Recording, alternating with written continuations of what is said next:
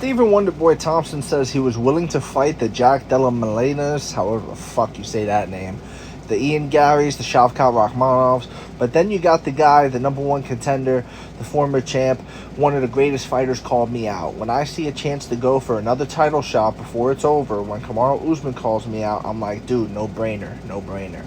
So, you know, not for nothing, I don't know if we got any update on whether or not Stephen Wonderboy Thompson was paid by the UFC when he showed up to fight Michel Pereira. Apparently, Dana came out and was like, "Oh no, we don't pay you just for not fighting." You know what I mean? He could have took a replacement fight, this, that, and the third.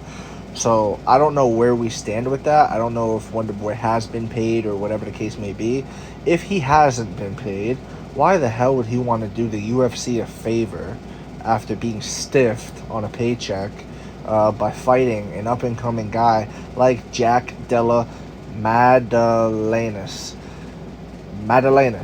Jack Della Madalenas. Maybe that's how you say it. I don't know. But I'm giving it my best shot, you know, guys. Please bear with me. So, him, Ian Gary, Shavkat, why would he want to fight these up-and-coming guys when he could fight Kamaru Usman, who's up in the rankings, potentially maybe beat Kamaru Usman, even though that's still a very tough matchup for Stephen Wonderboy Thompson, in my opinion.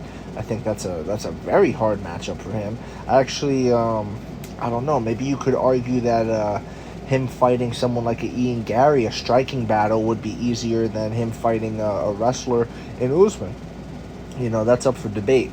But he wants to fight someone closer to the title. That way he can get a title shot and fight up in the rankings. You know, this is nothing new. This happens every day in the UFC. It is what it is. Me personally, I think that's his best bet, man.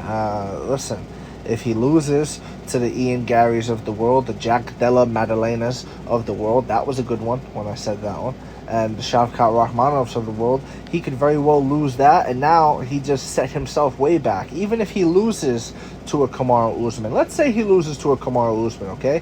The fact that Kamaru was so high up in the rankings, it's not the biggest deal in the world, guys. You know what I mean? Because then he could still fight an Ian Gary or Jack Della Madalenas. You know what I mean? He could still fight these guys, even after losing to him.